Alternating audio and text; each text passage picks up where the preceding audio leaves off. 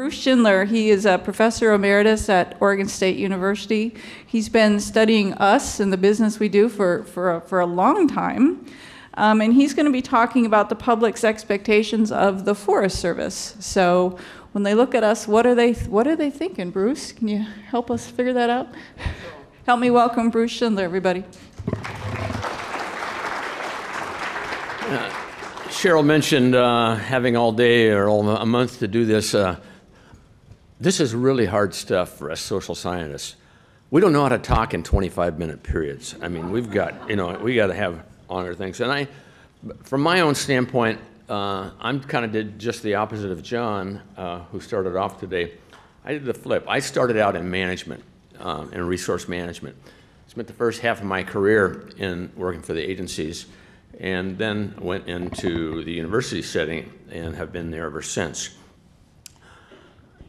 One thing rings back in my memory when this was actually in the 70s when I was with the Forest Service at Lake Tahoe. I think I wrote, or the first, or maybe certainly one of the first EISs. And I believe it was 4 pages. Yeah. Essentially it was, trust us, we know what we're doing. Yeah. So it has a little bit to do with my talk today. Initially, Cheryl had asked me to talk about public perceptions. And I thought that was a little situational. It kind of really kind of depends on places and what's going on and different things. So I'm going to cast my talk with a focal point around trust. And actually, it's a word we've already heard quite a bit these days. And I know that a lot of the social scientists here have contributed to this body of research. And so I'm not alone in talking or thinking about this topic. What I intend to do is, I'll get around to this in a couple of minutes, but I wanted to show you, I'm going to use this project. I was a team leader of an international project. I'm just going to give you a quick glance of the title of this, Agency Stakeholder Trust in Communities at Risk of Wildfire in Australia, Canada, and the US. Don't be thrown off by the word wildfire here. This just does not pertain just to wildfire. As a matter of fact, wildfire is the easy one. It's the easy one for us to look at. Social scientists and managers. And why is that? Well, whatever the conflicts are going on about other things, nobody wants their place to burn up. It's a lot easier to get people in the same room talking to one another about fire, all right? So Christine, my colleague here at OSU, was involved in this, Sarah McCaffrey from the Northern Research Station, and then others in Canada, from the University of Alberta, from Natural Resources Canada, and also a couple of close colleagues with Sturt University in Australia. And I will get into more detail as we to talk about that and use that as to talk about these expectations in just a minute. So, hey, we're talking trust. Why should natural resource managers be interested in trust and trust building? Well, we know that these days, I think we could all agree that there's little trust in big business, big government, and bureaucracies. I love this little slide. I'm not sure if it fits exactly here, but you'll get the point. Okay, maybe it's one of the reasons that this situation exists. The single biggest problem with communication is the illusion that it has taken place. Thank you, George Bernard Shaw. Okay, we can all relate to this. Okay, but trust is a factor in resource management. I think there's little doubt that stakeholder trust in natural resource agencies is one of the most significant factors influencing support or opposition to management objectives or activities. Both our coworkers, not just the public, but our coworkers and the public are not likely to listen to us unless they view us as credible, as well as trustworthy. Okay? They have expectations of us. And for us in the natural resource professions, it is often about public expectations and building those relationships. And relationships based on trust contribute to effective management programs, particularly at the local level. And we'll talk more about that as well, this local stuff. So it's no surprise that where trust exists, a whole lot of other things happen as well. Agencies and field personnel have the respective stakeholders. Information sharing is encouraged. We have shared values. Common problems become the focus. Trust serves as an indicator that people feel field managers are effective land stewards. And there's a capacity then to respond when trust is built within communities. Okay, so in our international research, prior to the project, all of us researchers had done a lot of work in the trust area. That's why they were selected. And some of the I'm going to give you kind of just a quick little rundown of kind of our view about this trust situation. Okay, give you the details about organizing this trust topic. In citizen interactions, lack of trust or skepticism is usually the starting point. Not a bad thing, actually, but it is largely true. However, the parties need to be able to trust each other just enough, and we call this healthy skepticism, to allow them to begin to work together. Hence, the fire situation again. There's a reason to come into that room, and healthy skepticism is our friend. We've organized this, other researchers as well, about how this trust building thing can work. If you look at the lower left-hand box there, it talks about we form expectations about the future of the relationship based on the reputation of past behaviors of the other parties before we dip our toe in the water. Over in the right-hand corner, we have enough trust, just enough to be willing to take a risk and initiate a cooperative effort. And then we step into the room and we aim for realistic, initially modest, but successful outcomes, which then reinforce trusting attitudes, which then build a foundation for more ambitious plans and projects. You can see this, and my students often hear me use this phrase, boy, this looks like common sense, not commonly applied. Okay? Common sense, not commonly applied. I think it is critical that we recognize the context of the issue. What are we dealing with here? Agencies and field personnel regularly encounter a range of conditions. You know this. Projects and interested stakeholders. Every day it's a little bit different, perhaps. And you have small-scale management activities. They're often informal or routine things, interactions where trust is built through mutual experience and successful implementation on low-risk activities. All right? Then, and this is kind of how that works. This thing we call small wins. Trust evolves over time as you interact, move gradually towards modest local projects. Okay? Then we have larger level activities or landscape level projects. They involve multiple agencies, organizations, and stakeholders, often to meet the requirements of a government initiative. Any of this sound familiar? I think so. I hope so. So these large-scale things are often involve the formation of a collaborative, or we may call them a partnership. These are the complex projects that require a lot of coordination and deliberate action to maintain that balance of trust. And that's a whole nother 25 or 60-minute presentation we could talk about. But you know, things like the collaborative forest landscape restoration projects, that's one of those here. The All Lands Management approach, which you're dealing with. Healthy Forest Restoration Act. Everything coming down at you these days has the word collaboration in it. Build collaboration. Go out and talk with your stakeholders.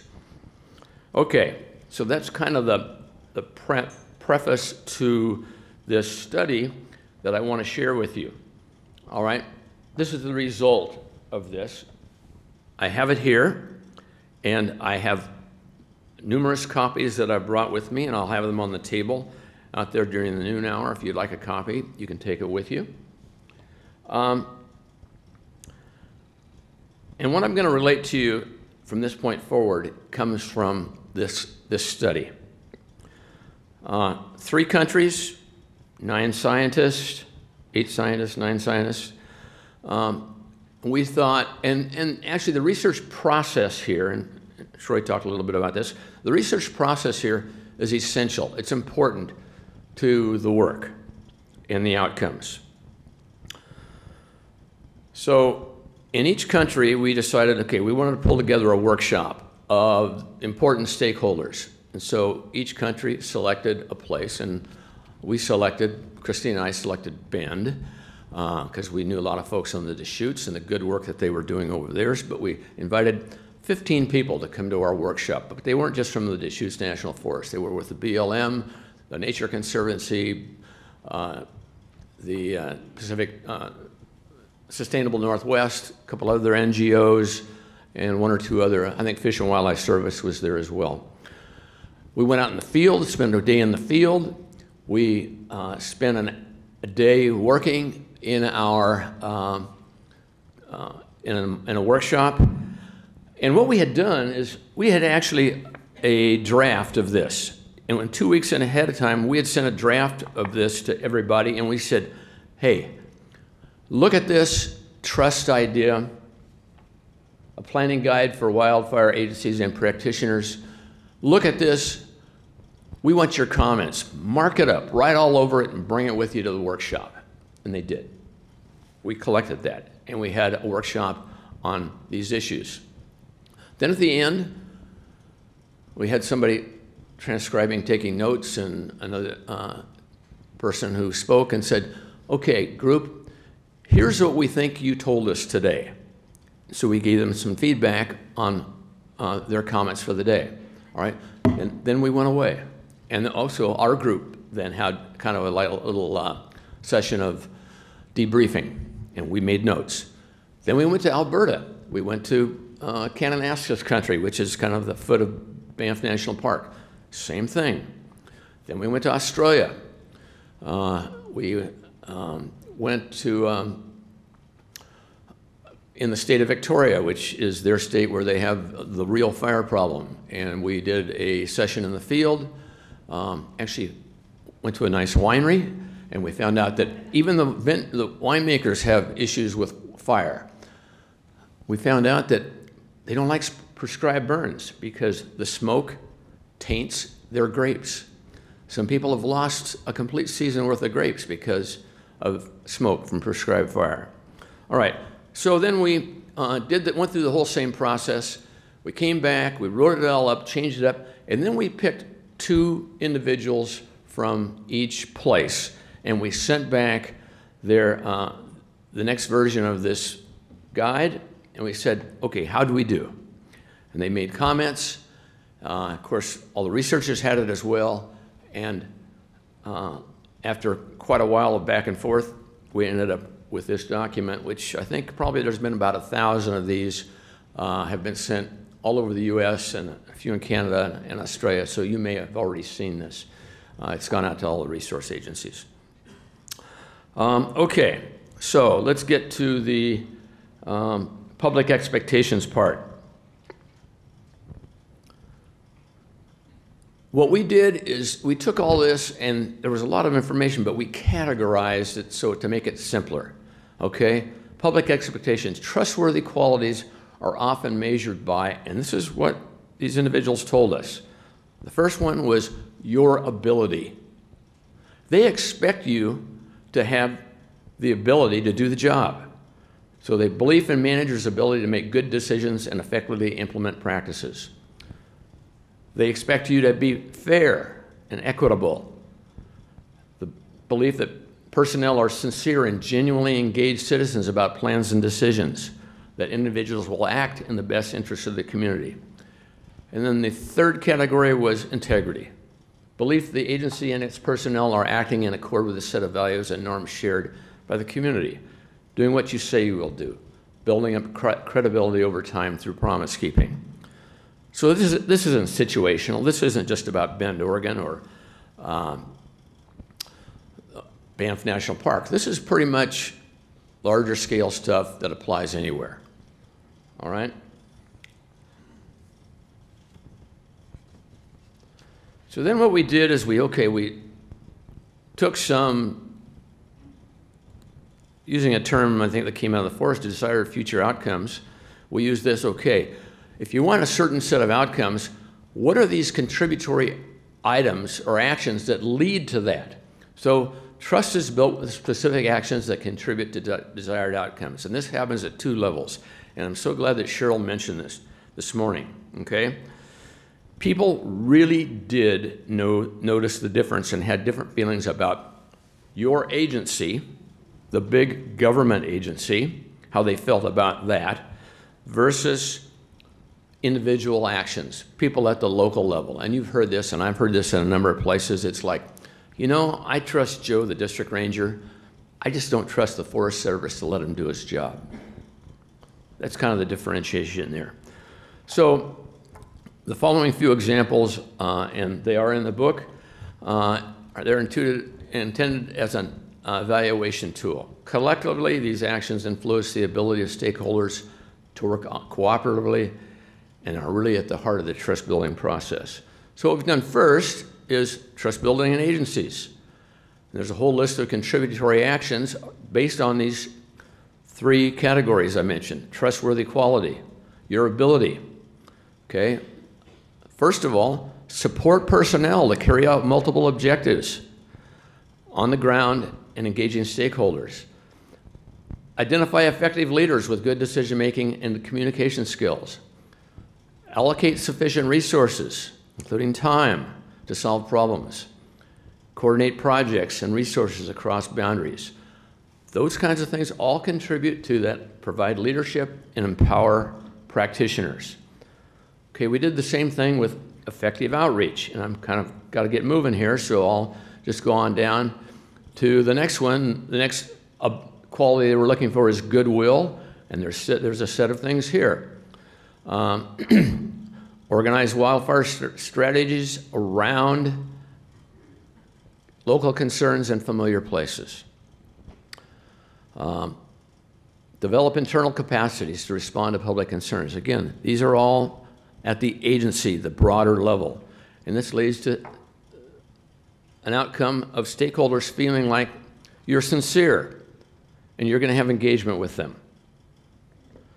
Okay, and then again, trust building by agencies. This has to do with the integrity question, or the integrity of quality, the extent to which the agency is acting in accord with acceptable values and norms of stakeholders.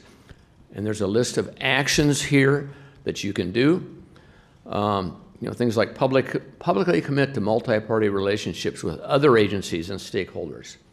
And then the kinds of things that it leads to: desired outcomes, transparent and open decision-making, cooperation among stakeholders.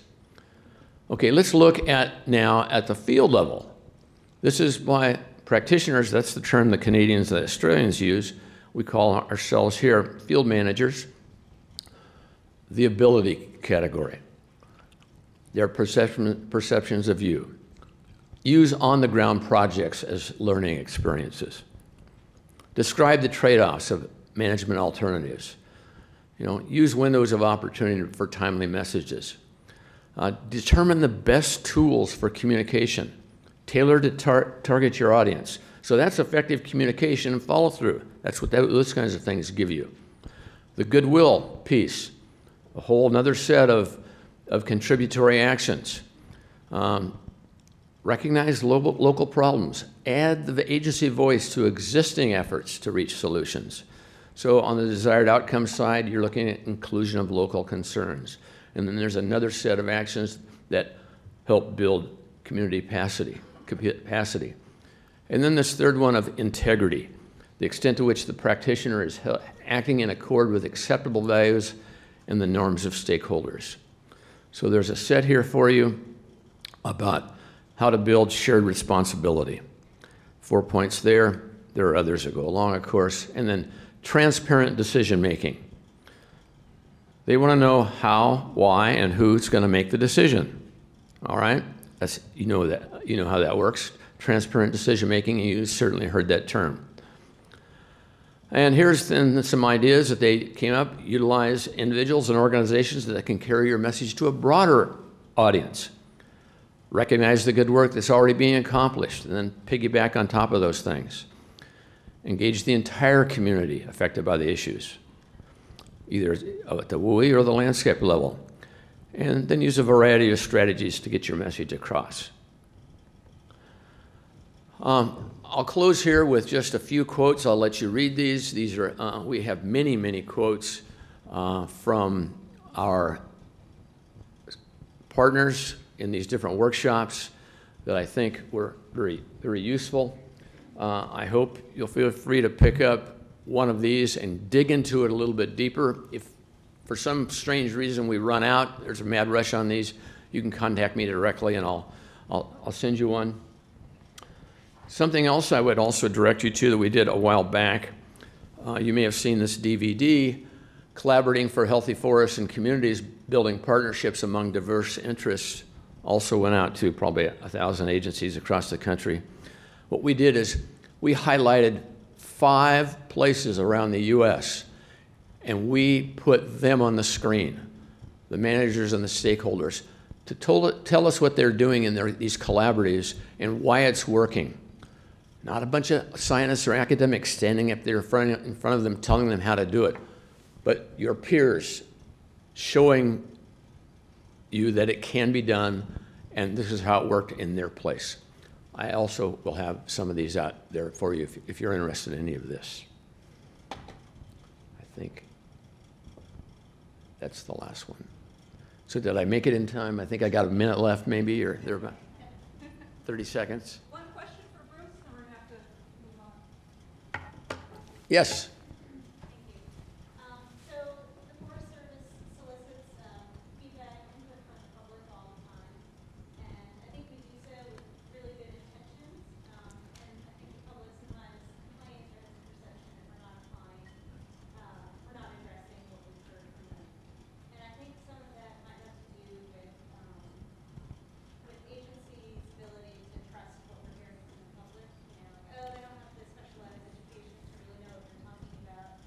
So have you looked at all at what it takes for us internally to trust the public to be able to really? Sure. Yeah, let me start my answer by saying you're right. That's how the public has felt. Matter of fact, the Forest Service got a label, and don't stone me when I say this, but some of our research, the old public participation research, some people came up with the term, for the Forest Service, there's the 3 I's of public participation. Input. They solicit input from us. No, excuse me. The first I is inform. They inform us. Then they solicit input. And then they ignore us. But that was 20 years ago. And you're right. You've come a long way since then. There are many success stories around. And a lot of them has to do with finding out, creating a relationship and learning from a management standpoint. There's a lot of good local knowledge out there. Okay? There's people who have been in those communities for a long time. The biggest issue, and for everybody in this room, is time. Okay? There's an old adage, too, that says, what do you want? Speed, price, or quality? No, what do you want? Speed, price, and quality?